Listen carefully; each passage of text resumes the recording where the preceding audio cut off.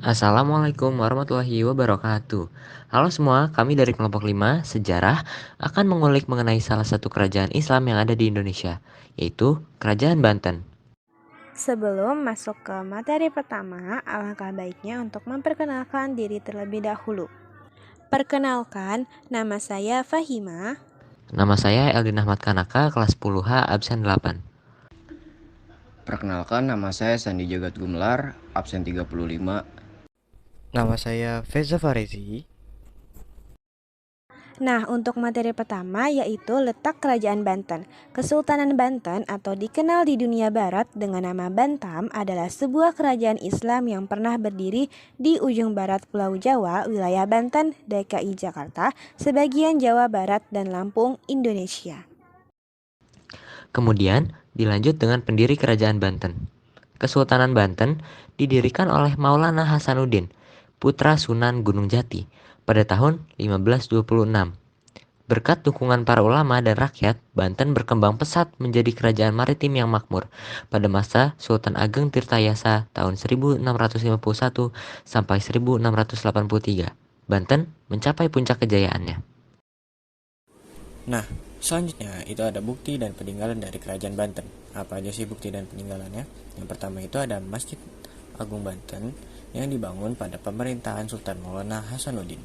Keunikan dari masjid ini yaitu bangunannya merupakan akulturasi dari 3 budaya, yaitu Cina, Arab, serta Eropa. Nah, yang kedua ada Meriam Ki Amuk. Meriam ini berlokasi pada benteng Spellwich, dan dalam sejarahnya meriam ini memiliki daya tembak yang jauh hingga ledakan yang luar biasa. Yang ketiga ada benteng Spellwich. Benteng Spellwich merupakan benteng yang didirikan pada masa kepemimpinan Sultan Abu Nasr Abdul Qahar atau Sultan Haji. Benteng yang dibangun pada 1682 ini merupakan simbol kekuasaan Belanda dan diperkirakan sebagai tempat pemukiman dan pertahanan Belanda. Yang keempat ada Danau Tasikardi. Danau ini dibangun pada masa Kesultanan Banten oleh Sultan Maulana Yusuf pada abad ke-16. Fungsi utama Danau Tasikardi ini sebagai sumber air untuk irigasi dan kebutuhan sehari-hari penduduk serta pengairan Keraton Surosoan. Yang kelima ada Keraton Kaibon. Keraton ini dibangun pada tahun 1815 oleh Sultan Saifuddin untuk ibunya, Ratu Aisyah. Nama Kaibon berasal dari kata keibuan, menggambarkan fungsinya sebagai tempat tinggal bagi ibu sultan. Nah, yang keenam adanya Keraton Surosoan. Keraton ini dibangun oleh Sultan Maulana Hasanuddin pada abad ke-16 dan fungsinya sebagai pusat pemerintahan serta kediaman para sultan Banten. Nah, bukti yang terakhir yaitu yang ketujuh ada Vihara Avalokitesvara. Kehadiran vihara ini dalam kerajaan tersebut mencerminkan pengaruh agama Buddha dalam budaya dan kehidupan masyarakat Banten pada saat itu. Tidak hanya sebagai tempat ibadah Buddha, vihara ini juga memiliki gerbang kelenteng Tridharma yang memperlihatkan keragaman agama dengan indah. Langsung kita masuk ke materi selanjutnya, itu ada mata pencarian. Apa sih mata pencarian Kerajaan Banten itu? Mata pencarian Kerajaan Banten itu perdagangan, dan cuma satu. Mengapa cuma satu? Dan itu hanya perdagangan, karena Kesultanan Banten merupakan kerajaan maritim, jadi dia hanya mengandalkan perdagangannya aja dalam menopang perekonomiannya. Selanjutnya, di sini saya akan menjelaskan apa sih faktor yang memengaruhi kerajaan Banten ini maju. Yang pertama, ada faktor ekonomi. Banten menjadi pusat perdagangan yang paling penting di Asia Tenggara. Pelabuhan Banten yang strategis menarik pedagang dari berbagai negara, termasuk Tiongkok, India, Arab, dan lain-lain. Komoditas utama yang diperdagangkan termasuk lada, beras, dan rempah-rempah.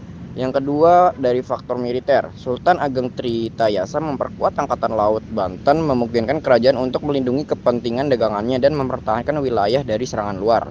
Dan yang ketiga, ada faktor pembangunan infrastruktur. Sultan Ageng Tritayasa memperkasai berbagai proyek pembangunan, termasuk memperbaiki pelabuhan, membangun benteng, dan mengembangkan sistem irigasi untuk pertanian. Dan yang keempat ada hubungan diplomatik. Banten menjalin hubungan diplomatik dengan berbagai negara, termasuk Kesultanan Ottoman dan negara-negara Eropa seperti Inggris dan Belanda. Sultan Ageng Tritayasa juga menjalin aliansi dengan kerajaan-kerajaan lain di Nusantara dan memperkuat posisinya. Dan yang terakhir ada budaya dan agama. Banten menjadi pusat penyebaran Islam di wilayah tersebut dengan banyaknya ulama dan cendekiawan yang datang untuk menetap di Banten. Pendidikan dan seni juga berkembang pesat selama masa pemerintahannya. Dan dari faktor tadi mengakibatkan terjadinya masa kerajaan kejayaan Banten ini. Untuk meningkatkan kekuatan dalam negeri, Sultan Ageng Tritayasa melakukan usaha konsolidasi dengan Lampung, Selebar, Bengkulu, dan Cirebon. Hubungan dagang dengan dinasti Ming di Cina juga telah memungkinkan Kesultanan Banten membentuk jaringan pertukaran tenaga kerja, modal, dan barang dagang seperti sutra, beludru, satin, benang piring, dan peselen. Kemudian, terdapat juga masa kemunduran dari Kesultanan Banten. Selama hampir 3 abad, Kesultanan Banten mampu bertahan, bahkan mencapai kejayaan yang luar biasa. Namun, di waktu yang bersamaan, penjajah dari Eropa telah berdatangan dan menanamkan pengaruhnya. Perang saudara dan persaingan memperebutkan sumber daya maupun perdagangan dengan kekuatan global, serta ketergantungan akan persenjataan telah melemahkan Kesultanan Banten atas wilayahnya. Perang saudara yang berlangsung di Banten meninggalkan ketidakstabilan pemerintahan masa berikutnya. Konflik antara keturunan penguasa Banten maupun gejolak ketidakpuasan masyarakat Banten atas ikut campurnya VOC dalam urusan Banten. Perlawanan rakyat kembali memuncak pada masa akhir pemerintahan Sultan Abu Fatih Muhammad Syifa Zainul Arifin. Di antaranya, perlawanan Ratu Bagus Buang dan Kiai Tapa. Akibat konflik yang berkepanjangan, Sultan Banten kembali meminta bantuan VOC dalam meredam beberapa perlawanan rakyatnya. Kekuatan politik Kesultanan Banten berakhir runtuh pada tahun 1813. Setelah sebelumnya, Istana Surosowan sebagai simbol kekuasaan di kota Intan dihancurkan. Dan di masa-masa akhir pemerintahannya, para Sultan Banten tidak lebih dari raja bawahan dari pemerintahan kolonial di Hindia Belanda. Dan yang terakhir yaitu fun fact atau fakta dan hal menarik mengenai Kerajaan Banten. Yang pertama terdapat di asal-usulnya.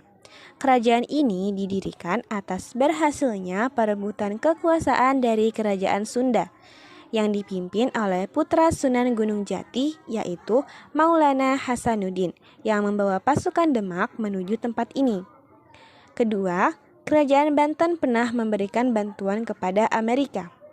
Terdapat sebuah fakta sejarah yang seakan berusaha disimpan rapat oleh dunia barat, yaitu konon Banten merupakan pihak yang memberikan dukungan besar kepada Amerika dalam masa perjuangannya untuk lepas dari Inggris.